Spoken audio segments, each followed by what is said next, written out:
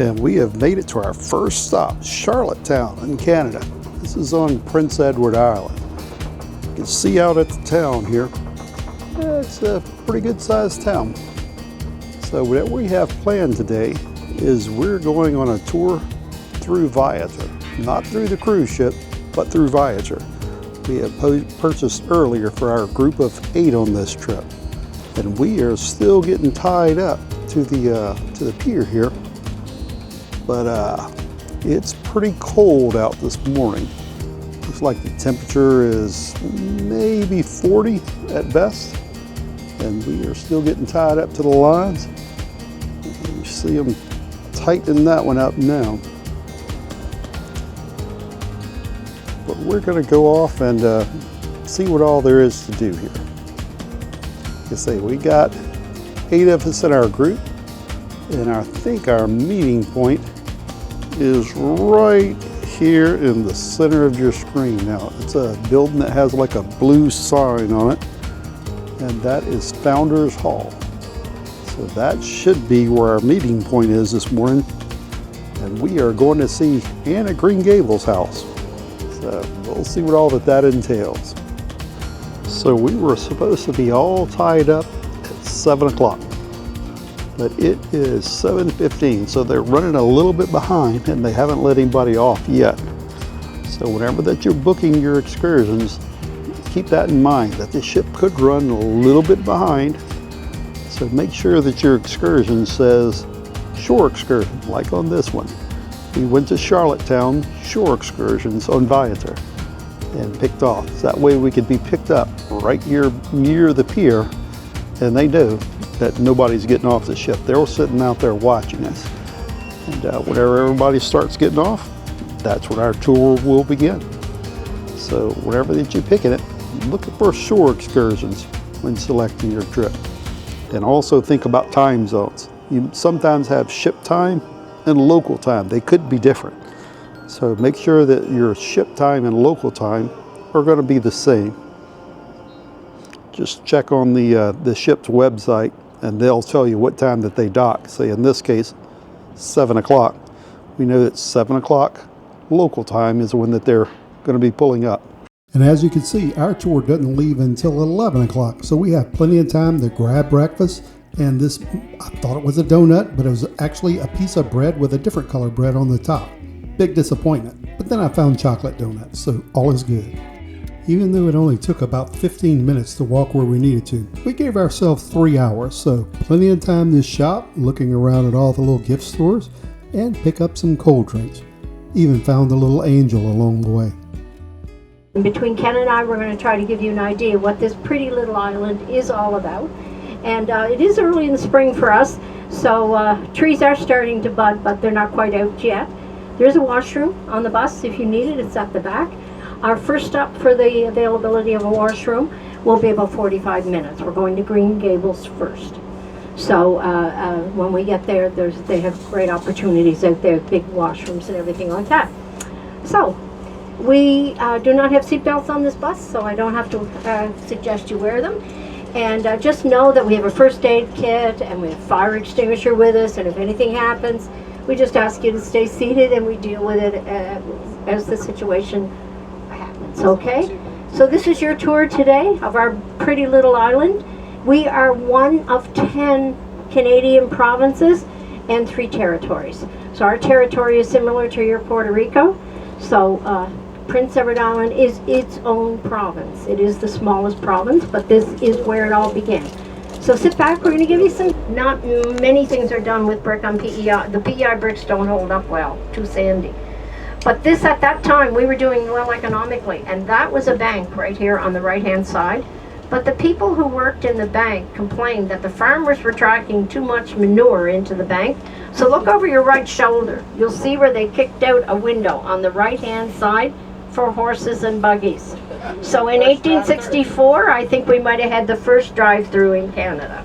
It says yes, everything is okay, and everything, and in they go, and they go into a robotic milking parlor, and that's all done by a robot.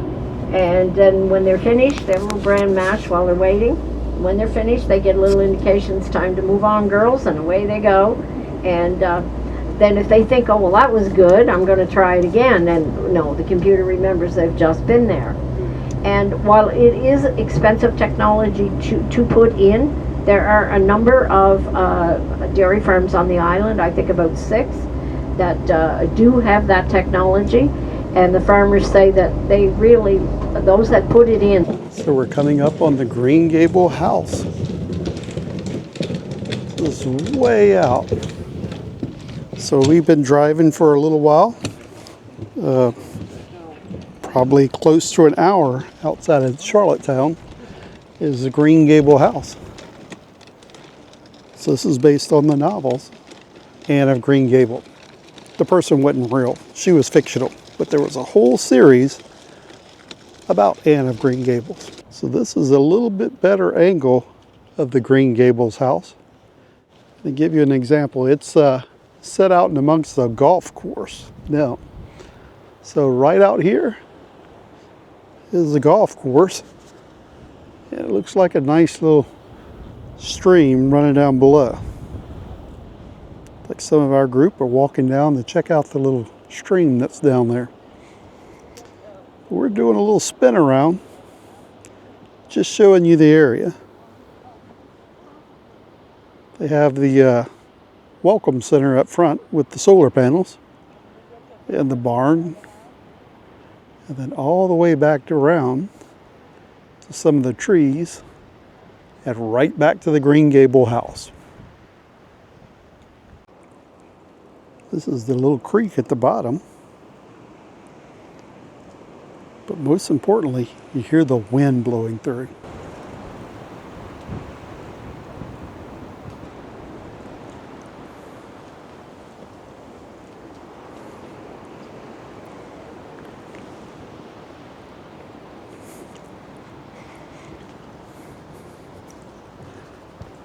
And one of my family members said that the wind was talked about in the books. Of course, I've never read them, so I don't know for sure. But now it's time to head back up the hill, and we'll take you on a little tour inside the house of Anne of Green Gables. Show you what it was like in the old days out in the country. Of course, a lot of the stuff that's in the house, I remember from whenever I was growing up with my grandma's house. So, pretty familiar to me. And as we walk through the house, I won't say anything, just like at a church. I don't want to ruin anybody else's experience just by yapping and talking to a camera. So I'll be very quiet walking through the house and just show you what the house looks like.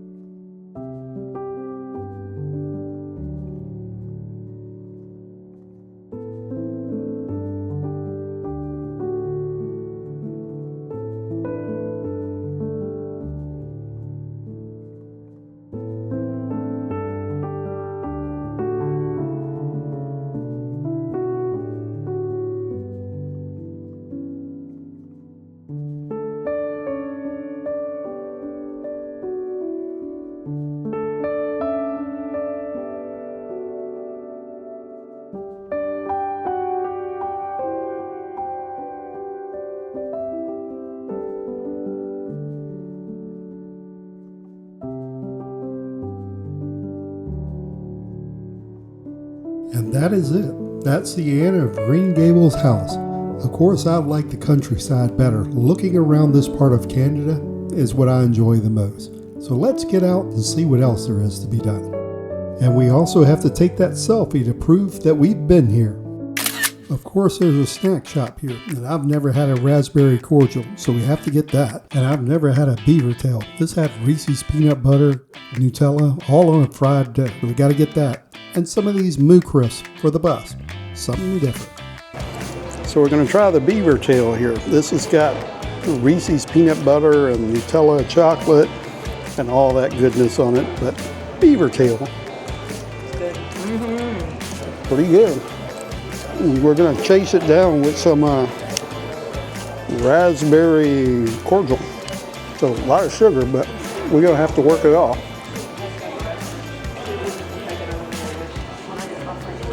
All is pretty good. And now it's time for the moo crisp. Whenever we got on the bus, my sister had some already open, so we bummed a couple of hers. Good thing we didn't open ours. All right, we got snacks on a bus. We got something different. We got some moo chips, or moo crisp, I think is what the name of it is. And We're in Prince Edward Island. we haven't opened this bag because my sister opened a bag and gave us a couple of them. So we'll try them. Moo crisp. That stinks. Good Lord, I gotta eat it.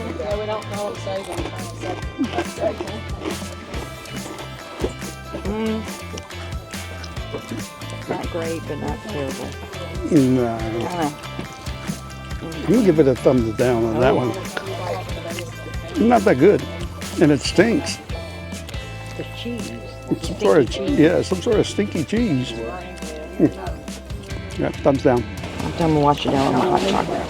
As we go in here to your left, if you look over, you'll see Cavendish Beach. That's the beach that gets the million tourists. We're going to stop where they built a new walk out for you, so you can walk out over the water, see the red sandstone cliffs. And this is the Gulf of St. Lawrence. This is a great place to see the northern lights. We see the northern lights a lot, and they announce it on TV 3 or 4 times in the last month. So you'll see them from here. I've seen them in Calgary. They're a little bit more vibrant in Calgary, but you can still, they're really, really, you get a good look at them from here. Even this time of year?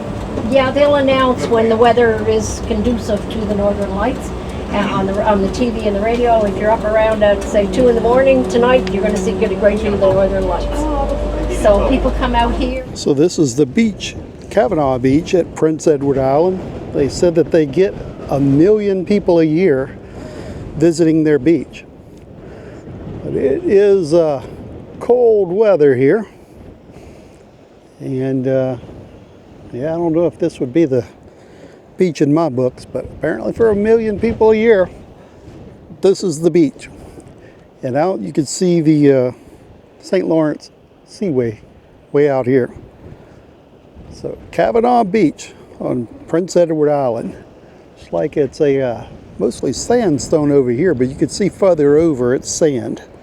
So no sandstone, just the cliff over here. And we have to get the selfie to prove that we've been here. Then our guide brings us to a lobster area to show us how they catch lobster. That is the fishermen were finding that sometimes they'd pull out their trap, and there would be, or they go to pull their line up, one trap would be missing. If there was a lobster in that trap, he wouldn't be able to get out, he'd starve to death.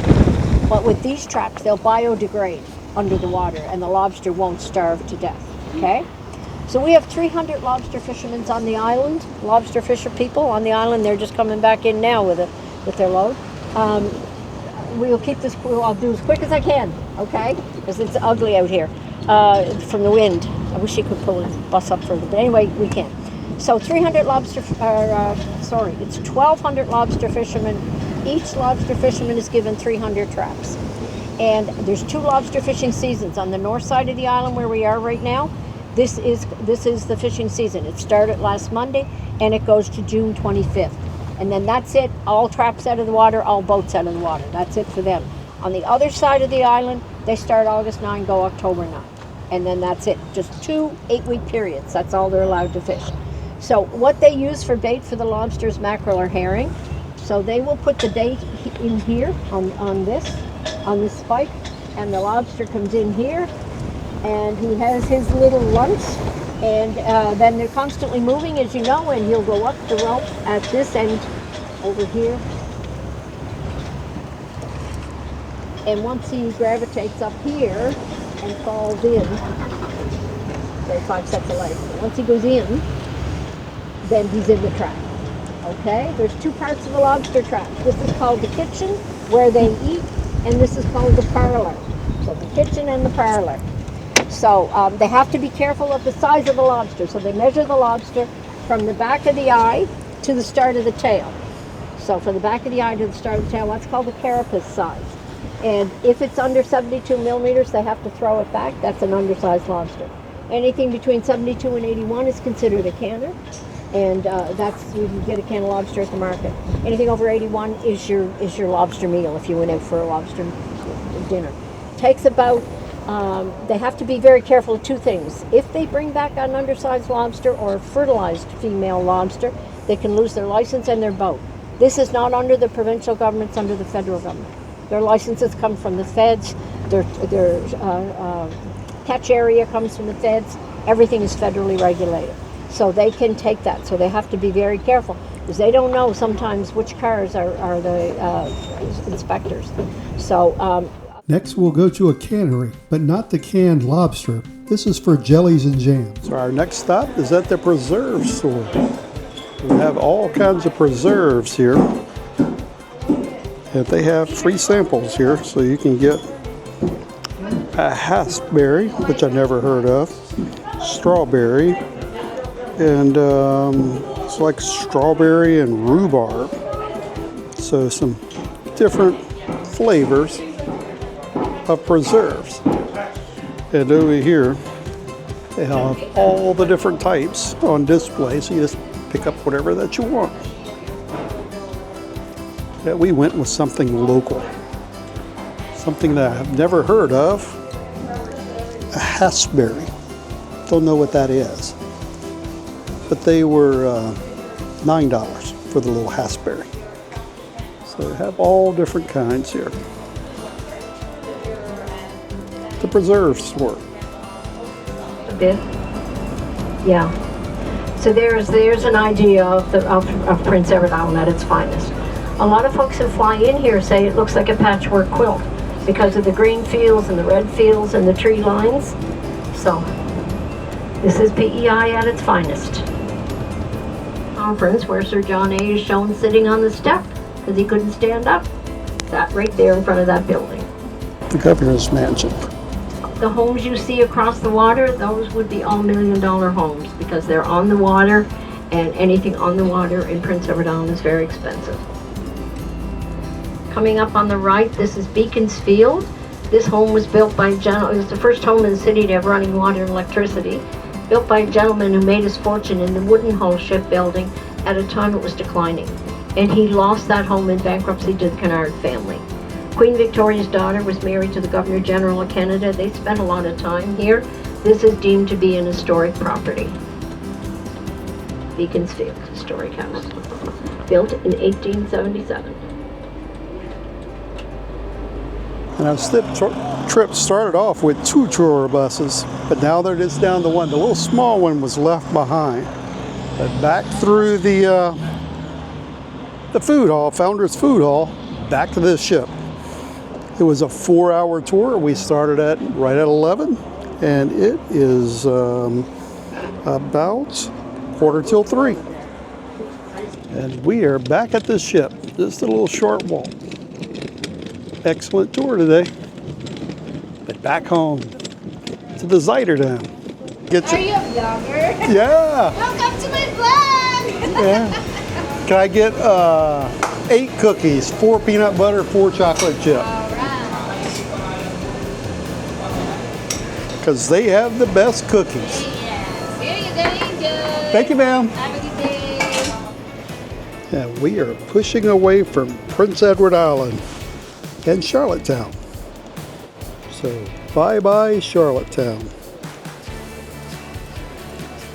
Till next time.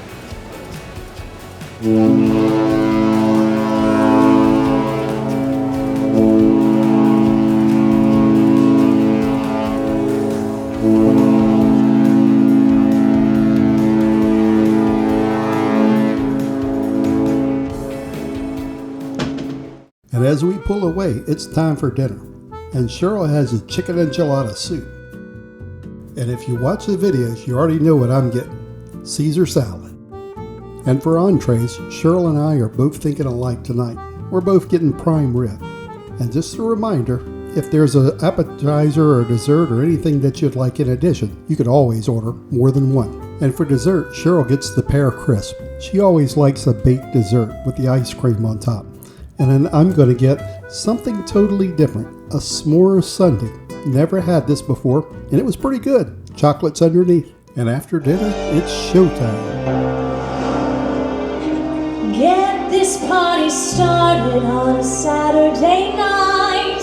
Everybody's waiting for me to arrive. Oh, easy on me, baby. I was still a child, didn't get the chance to.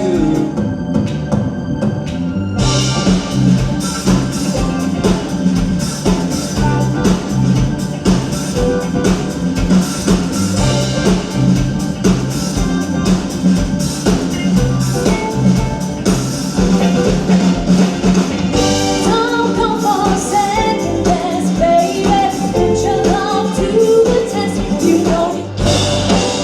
Sail away, sail away, sail away. Sail away, sail away, sail away.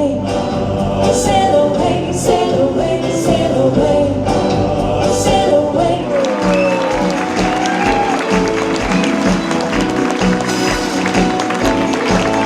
This is Last Act.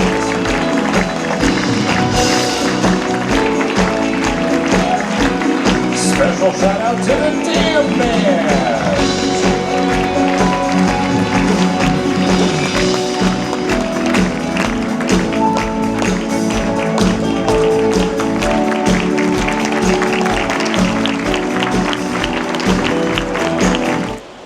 And the sun has went down, and day number 4 is coming to an end. See a little bit of land over here and then back out into the open ocean. Day number 4, Charlottetown, was excellent. Tomorrow, Sydney. And the weather couldn't have been any better today at Charlottetown. Perfect day to get out and do something around the excursion. Hopefully you've enjoyed tonight's video, and if so, give me the thumbs up if you would. That gets us a little bit better rating on the YouTube algorithm so more people see it. And as always, thanks for watching.